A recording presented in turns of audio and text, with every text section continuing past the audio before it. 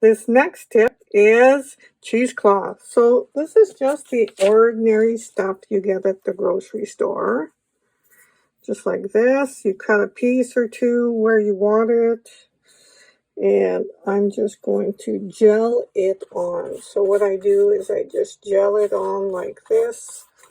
I don't put a lot of gel because I want the texture of the cheesecloth to show. So I put a little bit of gel like this.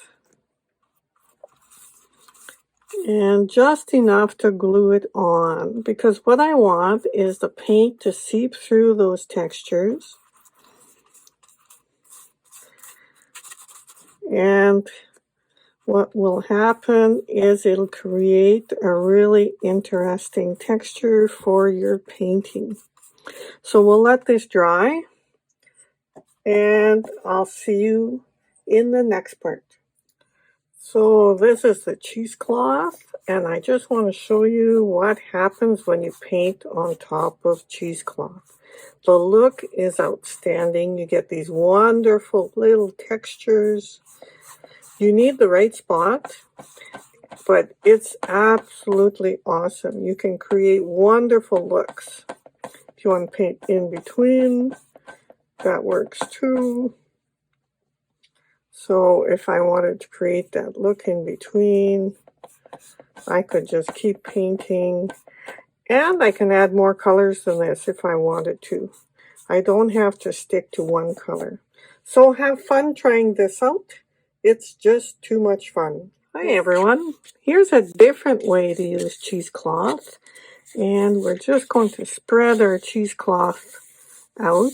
Remember, this is just the cheesecloth from the grocery store, like this. And you cut a piece. And now what we're going to do is wet it down. It's interesting because if you don't wet it down, sometimes this technique doesn't work. So wet it down. It doesn't have to be sopping wet. It's just a little bit damp. Then you dilute your paint.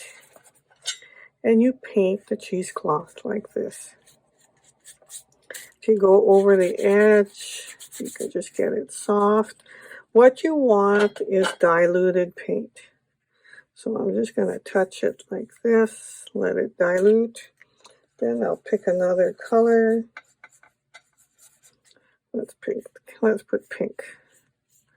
And I just let it seep into the fabric like this.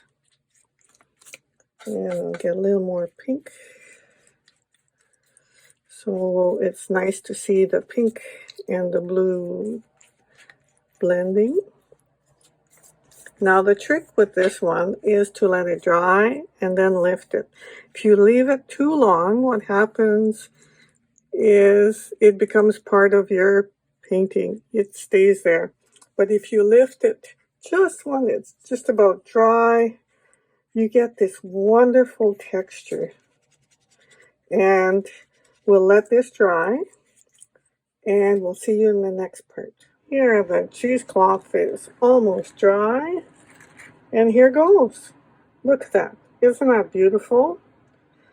That's the texture of the cheesecloth and the paint, and it creates a wonderful look.